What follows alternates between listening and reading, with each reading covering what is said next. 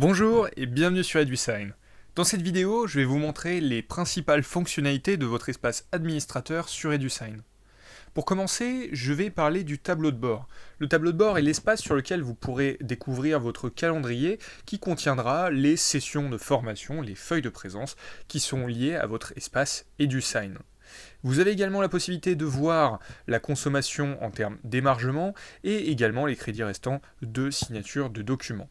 Vous avez la possibilité d'accéder à un petit onglet statistiques qui vous donne les statistiques globales de votre organisme de formation sur EduSign, notamment les sessions et le taux de présence moyen. Maintenant, je vais commencer par créer une première feuille de présence. Vous pouvez créer des feuilles de présence, des apprenants, des groupes et des intervenants de différentes manières sur EduSign, soit manuellement un par un, soit par import Excel, et enfin, si vous êtes plus à l'aise, par API, ce qui demande d'avoir des développeurs dans votre équipe. L'équipe EduSign est également disponible pour vous présenter différents connecteurs en fonction des logiciels que vous avez, et cela peut permettre d'automatiser un grand nombre de processus. Pour ce faire, dans cette vidéo, je vais commencer par créer une nouvelle feuille de présence, une nouvelle session qui va s'appeler English 101. Je vais ajouter un intervenant. Si vous n'en avez pas, nous allons voir plus tard dans la vidéo comment ajouter des intervenants et des apprenants. Vous pouvez également les ajouter à la volée pour faire un test, par exemple ici, manuellement.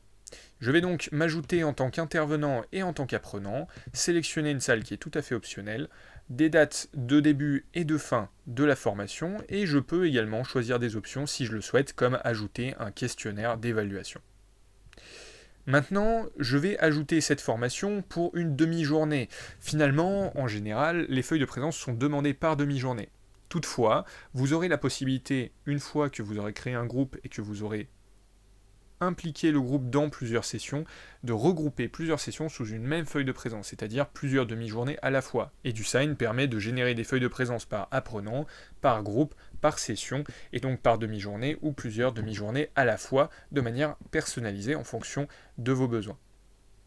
Je vais maintenant ajouter la session qui va s'ajouter dans les feuilles de présence à venir, donc dans les sessions à venir, ici. J'ai donc bien ma session English 101 qui pour l'instant a un stade d'assiduité qui est de 0%.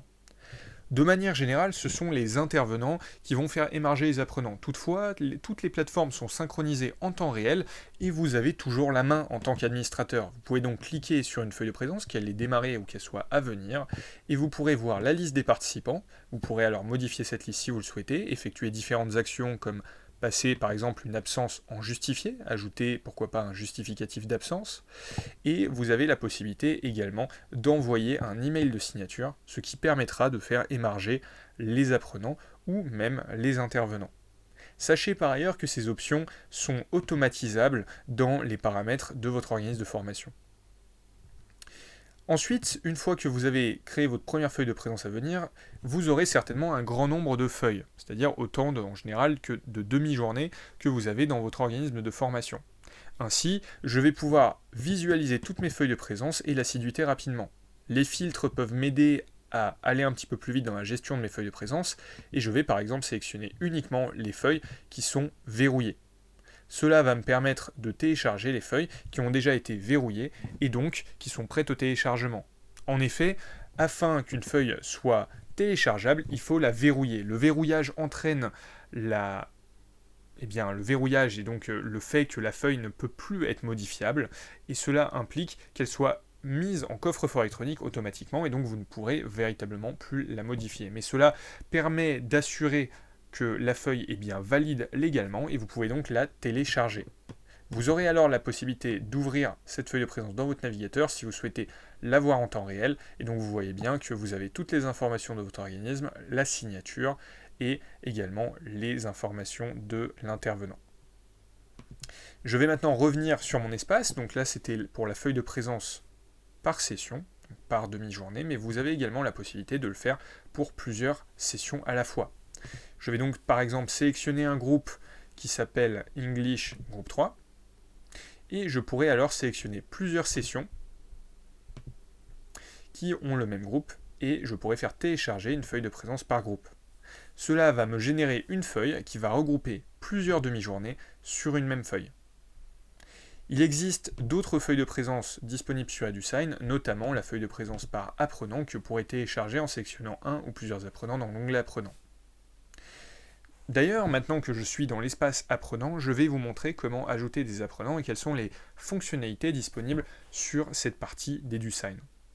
Pour ajouter des apprenants, vous pouvez le faire de différentes manières, soit manuellement, et donc à ce moment-là, il suffit de nom, prénom et éventuellement email qui est fortement recommandé, bien que les identifiants et l'email ne soient pas obligatoires sur EduSign. En effet, vous pouvez faire signer de différentes manières sur EduSign, que ce soit par email, QR code ou un lien partagé. La signature par email est particulièrement pratique pour tout le monde, car en général, vous avez les emails de vos participants. Toutefois, si cela n'est pas le cas, vous pourrez partager un lien. Enfin, le QR code vous permettra d'assurer une assiduité sans fraude, car le QR code change toutes les 5 secondes et les apprenants pourront télécharger l'application EduSign afin d'avoir accès à ce QR code. Vous pouvez donc cocher l'option pour envoyer les identifiants aux apprenants si vous souhaitez que ces derniers puissent télécharger l'application mobile EduSign et s'en servir.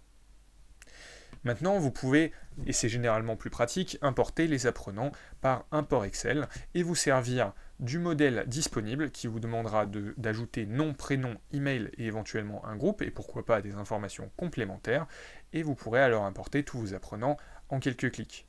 Vous pouvez également automatiser ces imports via API ou connexion avec Zapier ou Integromat par exemple. Il existe des articles et des vidéos sur ces sujets respectivement si vous souhaitez aller plus loin.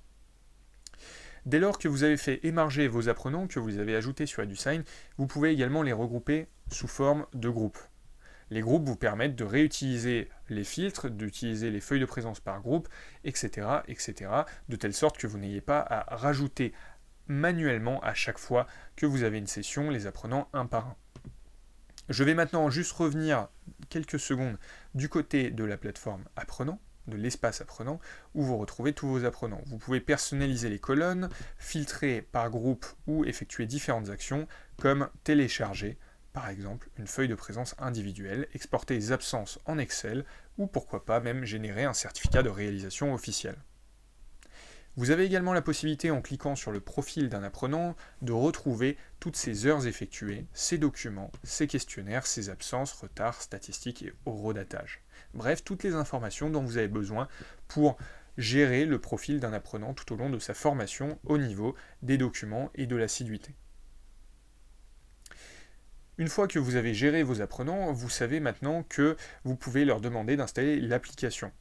L'application permet également de laisser la possibilité aux apprenants de faire des demandes de justification d'absence, vous évitant d'avoir à ajouter les documents manuellement, et ce sont donc les apprenants qui vont le faire. Vous pouvez alors valider ou invalider ces demandes de justification d'absence.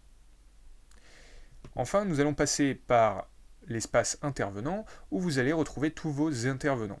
Vous pouvez de la même manière ajouter les intervenants manuellement ou par import Excel, et si j'ajoute un intervenant manuellement, l'intervenant recevra automatiquement ses identifiants par email. Cela est très important car cela veut dire que vous n'avez pas à effectuer ce travail de formation auprès des intervenants, ils reçoivent toutes les informations automatiquement par email et la plateforme est normalement suffisamment intuitive pour que vous n'ayez pas plus d'informations à transmettre aux intervenants. En revanche, il est quand même conseillé d'indiquer aux intervenants qu'EduSign va être mis en place dans votre organisme. Vous avez également la possibilité, de la même manière que pour les apprenants, de télécharger soit en export Excel, soit en feuille de présence PDF les informations d'assiduité des intervenants. Enfin, sur EduSign, vous avez la possibilité de créer des questionnaires et des documents. Ces documents peuvent être signés par n'importe qui, à distance ou en présentiel, et il en va de même pour les questionnaires qui peuvent être associés à des feuilles de présence et sur lesquelles vous pourrez exporter les résultats en format tableau, donc Excel, PDF et également sous forme de graphique. Dès lors que vous avez parcouru EduSign dans sa globalité, que vous avez compris comment générer des feuilles de présence, vous pouvez éventuellement aller dans les paramètres et commencer à paramétrer plus en détail votre espace afin de le personnaliser. Comme par exemple ajouter un logo, ajouter les informations de votre organisme, et pourquoi pas automatiser certaines actions, comme dans Apprenant, renvoyer un rappel automatique aux apprenants dès lors qu'ils n'ont pas signé le premier email, vous permettant de passer de quelques pourcents d'oubli de signature à quelques 0,0 quelques pourcents d'oubli de signature. Ça vous permet d'assurer une assiduité plus automatiquement. Tout un tas d'options sont disponibles pour automatiser, donner des droits aux utilisateurs, que ce soit les apprenants, les intervenants, ou en ce qui concerne les questionnaires et les feuilles de présence. Le niveau de personnalisation vous permet toujours de répondre aux besoins des organismes de financement des formations, entre autres.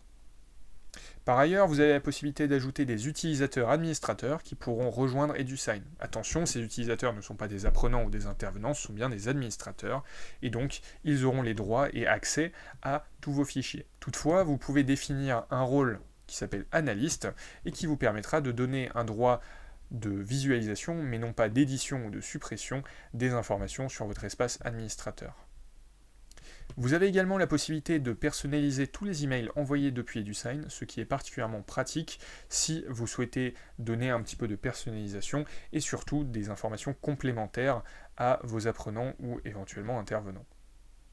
Enfin, vous avez accès aux connecteurs, que ce soit Zapier, une connexion avec Zoom, la connexion avec Microsoft Teams, Bicom et autres logiciels qui pourraient vous être utiles, et vous avez accès en libre accès à l'API, et donc si vous êtes développeur, vous pouvez générer du code afin d'automatiser un certain nombre de processus sur EduSign.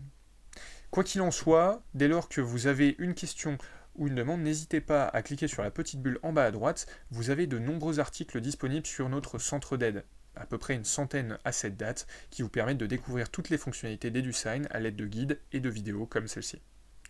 Par ailleurs, vous pouvez également démarrer une conversation avec nous et nous ferons un plaisir de vous répondre dès que possible en fonction de vos questions et sujets que vous pourriez avoir sur EduSign.